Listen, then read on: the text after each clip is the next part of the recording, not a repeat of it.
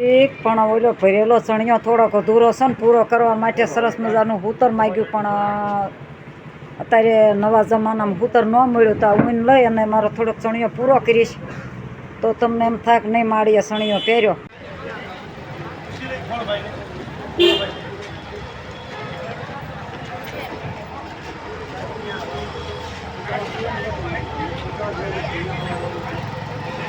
લગનગાળામાં રીંગણાનો કડાકો 120 kilo, પણ તોય કાંઈ લગ્ન થોડા અટક્યા રે હે.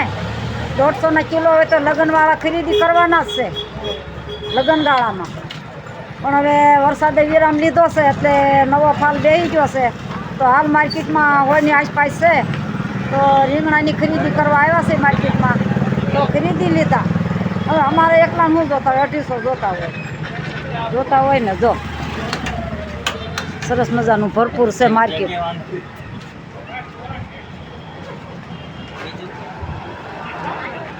અને ફ્રૂટમાં કાંઈ કહેવાનું, ફ્રૂટમાં તો કડાકો જ છે પહેલેથી, કારણ કે બીમારી ક્યારે આવી પડે ને ક્યારે ફ્રૂટનો કડાકો જામી પડે.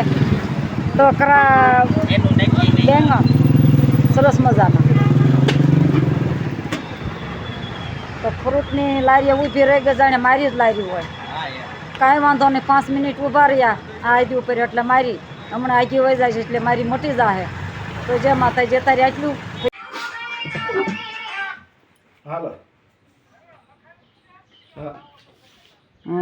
સરસ મજાનું. જય માતાજી, જય શ્રી કૃષ્ણ કહો ને. વાતમાં એમ છે કે ગોઠણ મને દુખે છે, લગભગ મને યાદ સાંભળે તેદુના, અને આ દવાખાને એકાદી વખત આવીશું ને મને રાહત મળી ગઈ છે, તો બીજી વખત આવીશું તો એ મને રાહત સારી થઈ છે. અને ગોઠણના દુખાવાના હાંધા સરસ મજાના ઈસન આપે એટલે ડોઝી કહેવાય ગુજરાતી ભાષામાં, તો ઈસન આપે છે અને રાહત થાય છે. કોઈક ભાગશાળીને હાવ મટી જતા હોય તો મને એમ થયું હું એક વિડીયો ઉતારીને મૂકી દઉં, અને કોઈકને લાભાર્થીને જોડાવવું હોય તો જોડાઈ શકો છો. પણ પીપરિયાના સાહેબ છે અને અહીંયા સાવનમાં દવાખાનું નાખ્યું છે કે આપણે જૂનું જાણીતું કાદરી સાહેબને દવાખાને જાય રોડ ઉપર દવાખાનું આવેલું છે. અને મને મારા વાતાવરણ ઉપર એવું થયું કે સરસ મજાનું દવાખાનું મને સારું લાગ્યું, મને થોડોક ફાયદો અને રાહત થયું છે. એટલે હું મૂકી દઉં, કોઈ લાભાર્થીને આમાં જોડાવવું હોય તો જોડાઈ શકો છો. એટલે અત્યારે બસ આટલું, અને ફરી મળશું આપણે માતાજીના મંદિરે જઈને સાવનમાં. ક્યારના આવ્યા નહીં, 2-3 થોડી વાર પહેલાં આપણે દવાખાને બેઠા હતા ને વાત થઈ હતી તે માતાજીનો ડુંગરો ચડવો છે, તો હૈસન બે લીધા અને મને થોડીક રાહત થઈ ગઈ. એટલે માતાજી થોડાક ડુંગરા ઉપર બેઠા છે સાવનમાં. જ્યારે કોટડાથી નીકળ્યા ત્યારે સાવન આવતા વિહામાં ખાધો એટલે માતાજીની સ્થાપના અહીંયા પણ છે. અને પછી અહીંથી ચોટીલા ગયા. આવા જૂના આધુનિક પુરાણી શબ્દને ધ્યાનમાં લઈ અને માતાજીનો વિડીયો ઉતારું છું, અને હાલ હું માતાજીના દર્શન કરી રહી છું. ને ડુંગરા ઉપર છે, અને આમાં માતાજી બધાય ડુંગરા ઉપર જ જ્યાં દર્શન કરો ત્યાં કાળા માથાના માનવી માતાજીને ક્યાંય જપ્પા ન દીધા. મુઠ્ઠીયું જ વાળ્યું મારી માવડી ડુંગરા ઉપર ચડી ગયું ત્યાં સુધી. રાક્ષસો દૈત્યોને માની પાછળ તો માતાજી સરસ મજાના બિરાજમાન છે સાવણ ગામે.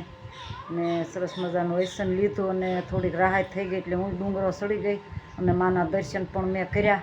હું દર્શન કરું અને તમને મિત્ર દર્શન કરાવું. મા ભગવતીના સરસ મજાની અને ઉત્તરાયણ હાલી આવે છે, તો માતાજીને દર્શન કરી અને મારો વિડીયોને અત્યારે થોડીક વાર વિરામ લઉં. અને બાજુમાં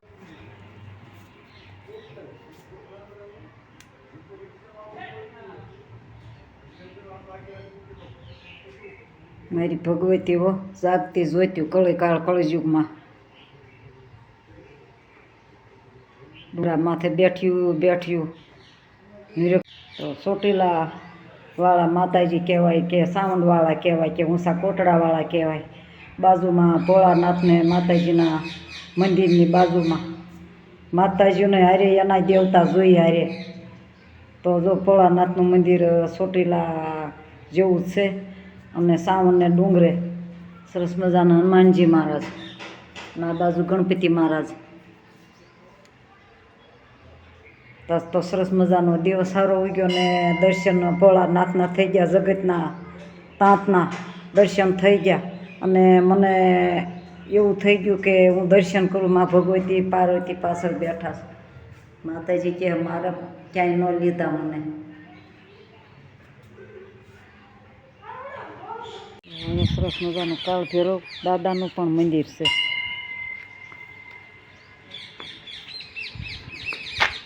કાળ ભૈરવ દાદા